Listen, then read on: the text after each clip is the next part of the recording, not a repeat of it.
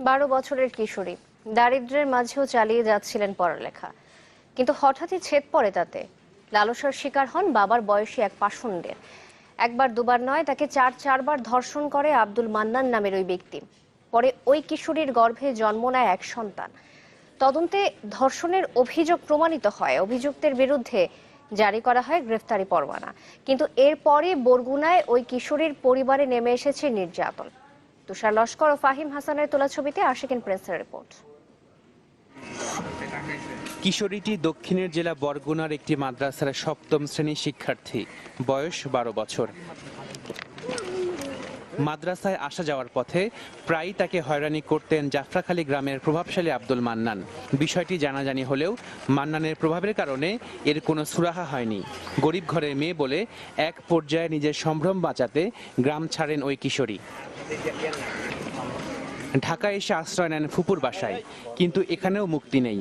40 বছরের আব্দুল মান্নান ঢাকায় এসে খুঁজে বের করেন কিশোরীকে। 4বার ধর্ষণের শিকার হওয়ার পর ছেলে সন্তানের মা হন তিনি, কিন্তু শিশুটির ভরণ পোষণ এবং ভবিষ্যৎ নিয়ে তৈরি হয়েছে অনিশ্চয়তা। ধর্ষণ শেষে আমার বোনকে বলে, তুই যদি একথা কাউকে বলো তাহলে তোকে মেরে ফেলবো। আমার বোন ভয়ে আর কাউকে কিছু বলেনি। তো প্রায় 5 মাসের কাছাকাছি ফুপি তাকাইলো বোনের দিকে, দেখে বমি করতেছে। কেন বমি করতেছে জিজ্ঞেস করলে তখন কান্না শুরু করে ফুপির কাছে সব বলে দেয়। আব্দুল মান্নান দরজা বন্ধ করছে, ভয় দেখিয়ে জোরপূর্বক ধর্ষণ করে। ঘটনার বিষয়ে মামলা করতে যান ওই কিশোরী, কিন্তু দেরি হয়েছে অজুহাতে মামলা নেয়নি বাড্ডা থানা পুলিশ। পরে ধর্ষণের অভিযোগে গত 23 মার্চ নারী ও শিশু নির্যাতন দমন ট্রাইব্যুনাল 4-এ মামলা হয় আব্দুল মান্নানের বিরুদ্ধে। এরপর ওই কিশোরীর পরিবারের ওপর নেমে আসে নির্যাতন।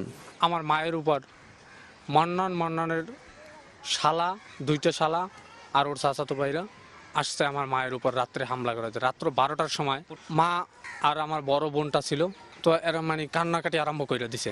যখন বলছে দরজা খোল, তখন মানে ওই একজন ইমাম আছে আমাদের ওইখানের, সাথে সাথে লাইট মারছে, তারপর ওরা পালিয়ে গেছে।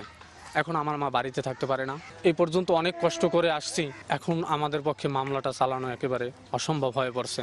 দেশ ও দেশের মানুষের কাছে আমি এরকমের অপরাধের ন্যায্য বিচার চাই। তদন্তে মান্নানের বিরুদ্ধে ধর্ষণের অভিযোগ প্রাথমিকভাবে প্রমাণিত হওয়ায় গ্রেপ্তারি পরোয়ানা জারি করেন আদালত। রাষ্ট্রপক্ষের আইনজীবী বলছেন, আসামি গ্রেপ্তার হলে ডিএনএ পরীক্ষার জন্য আবেদন করা হবে। জুডিশিয়াল তদন্ত হয়, তদন্তের মাধ্যমে এই আসামির বিরুদ্ধে সে ধর্ষণ করেছে এবং সেটা প্রমাণিত হয়ে আসে, যার পরিপ্রেক্ষিতে মাননীয় আদালত সেই রিপোর্টের ভিত্তিতে আসামির বিরুদ্ধে গ্রেপ্তারি পরোয়ানা দেয়। আসামি গ্রেপ্তারি আসলে আমরা ওই যে আসামির এবং ওই বাচ্চার ডিএনএ পরীক্ষার জন্য আবেদন করব।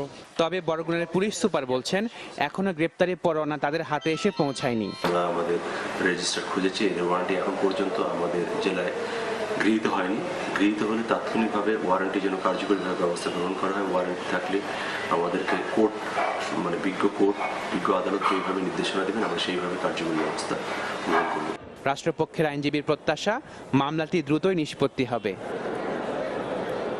Ashikin Prince, channel 24, Dhaka.